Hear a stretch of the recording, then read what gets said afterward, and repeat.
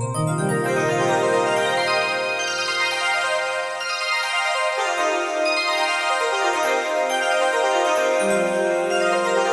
સાંઈ રામ મિત્રો, સાંઈ બાબાની કૃપાથી અને બિપિન ફાઉન્ડેશન નડિયાદના સહયોગથી જરૂરિયાતમંદ લોકોને અન્નદાનની કીટ આપવાનું વિતરણ અમે એવા ફિલ્મ્સ દ્વારા શરૂ કરેલ છે.